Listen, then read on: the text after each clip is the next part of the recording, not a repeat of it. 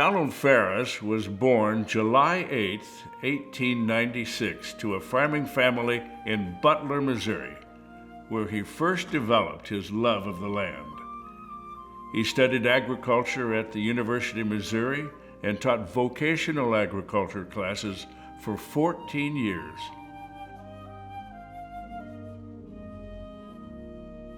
However, Mr. Pharis had a dream of owning a farm and converting it into an educational site where students of all ages could learn about agriculture and conservation, where their food comes from, and a little about the history and settlement of this part of Missouri.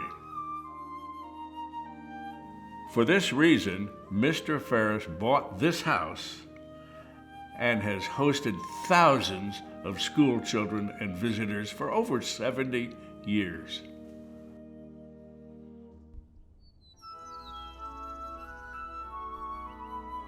The house was built in the mid to late 1840s, about 15 years before the Civil War.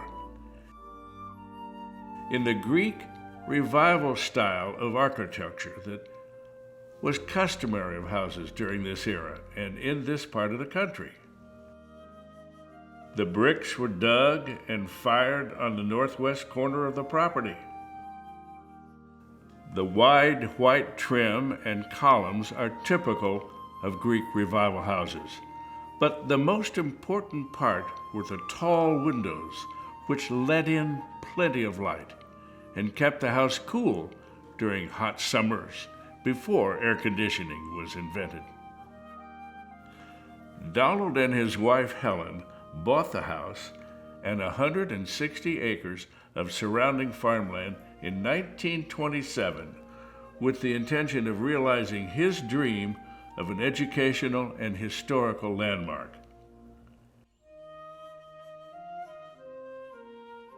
After Helen's untimely death, Donald married Laura, who was equally important in developing Pharis Farm into the instructive site it is today. One of the ways that Mr. Pharis used this farm to teach was through the agricultural method of terracing. During the Great Depression, water shortages and soil erosion contributed to the Dust Bowl in Midwestern states, and learning water conservation became an important lesson. Terracing is the act of digging long ditches of terraces into the land that prevent water runoff on hills from accumulating and eroding the soil and crops. Pharis Farm was the first location in this part of Missouri to use the technique, and farmers came from miles around to learn how to terrace on their own land. Farmer friend and just a neighbor, Don Pharis, Mr. Pharis. You couldn't call him Don Pharis, you had to call him Mr. Pharis. And he was a little quirky at times, but he was what you call a real educated person, self-educated, and a real scholar. He remembered everything. He was an outstanding person. I don't know if I've ever met anybody like him. And everything was black and white with him. In that generation, of course, that's the way, but he didn't hesitate to have an answer, and he was very gracious and very encouraging to other people. While Mr. Pharis had been using the method since the 1930s, it was officially approved by the Clean Water Act of 1970 as a valuable tool in water conservation.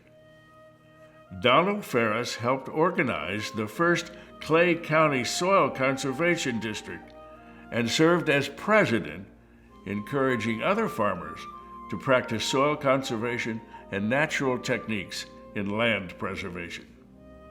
In addition to terracing, Mr. Pharis raised cows, award-winning purebred Colombian sheep, collie dogs, wheat, corn, and hay on the land.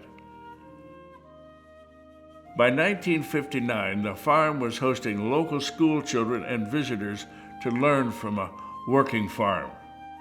Students would have the opportunity to take a hayride around the property, feed the cows, roll bales of hay, learn about life from earlier eras through the many antiques on site.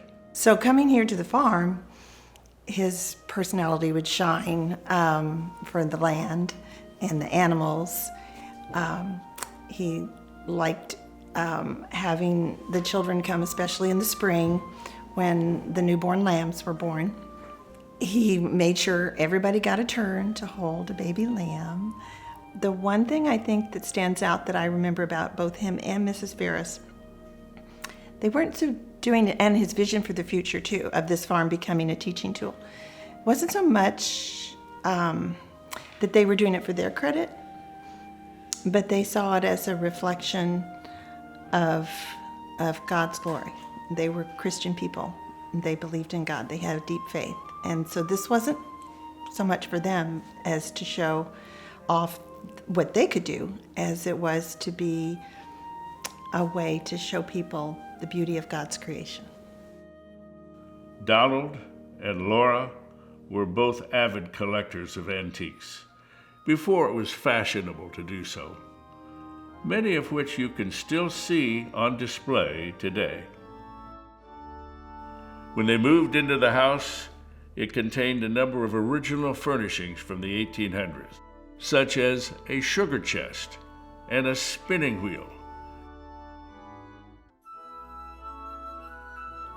And over the years, they added antique farming equipment and household items to teach visitors the way people lived in earlier times. While diversions and entertainment were few and far between for farmers in this era, Mr. Pharis was an accomplished flute player and an avid music lover, particularly church hymns and Christmas carols. He would play the flute for church services or to simply pass the time of day that was not spent working on the farm. He donated his personal flute to William Jewell College in Liberty, Missouri, where it has been used to teach music students for over 4 decades, demonstrating yet another way that Mr. Pharis was dedicated to education. The best story about this flute that I know of is that he played it all through his life, and he played one Christmas carol was his favorite, Jesu Bambino, and he played it every Christmas. And Dr. Philpott, who was on the faculty at William Jewell, was a member of Chandler Baptist Church, where he was a member, and he said that the last time he played it was the best he'd ever played it.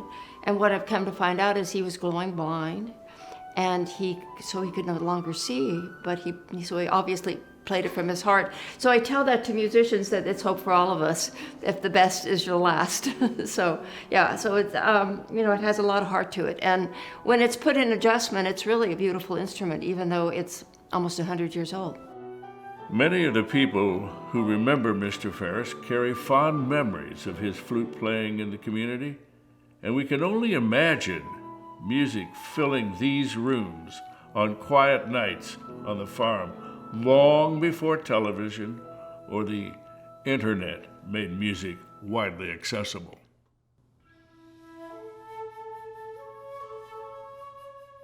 One of the greatest contributions on the farm for teaching people about earlier times in the Midwest is the log cabin erected in the back of the property. The cabin originally resided in Richmond, Missouri, and was probably built around 1820 until it was acquired by Mr. Pharis and relocated to the farm in 1974. The cabin is probably similar to the one that stood on this property before the house you're standing in was built. Mr. Pharis and workers took every precaution in dismantling the log cabin and reconstructing it piece by piece on the farm so that visitors could see the structures that early pioneers in Missouri lived in. Mr. Pharis believed that this may be the oldest domicile still standing in Clay County. When you visit the log cabin, remember that an entire family would have lived in the one room, including all sleeping together. Mr. Pharis reconstructed the fireplace, added a loft, which was traditionally in cabins of the time, and eventually added a concrete floor for preservation purposes. The cabin houses a number of antique farming tools and household implements to demonstrate life in the early pioneer days of Missouri. Mr. Pharis would invite you to think about what it would be like to live in a log cabin and work the farm over 100 years ago.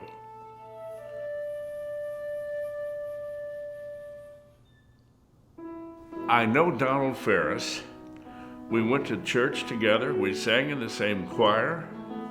He was generous. He was friendly. Open-handed, I call it.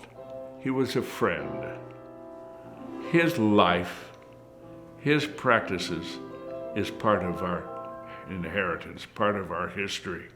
And to enjoy the world that we live in today, we should know what has gone on before us, because we have a greater appreciation of the people who were there before us.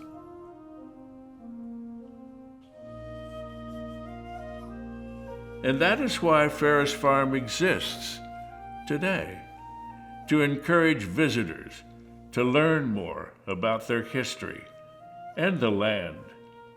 Remind us of the men and women who helped settle Missouri and the countless challenges they survived along the way.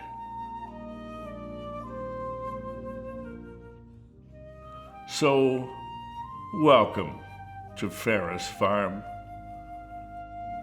Now step back in time to see how progress on this very land helped plant the future for the Missouri you know today.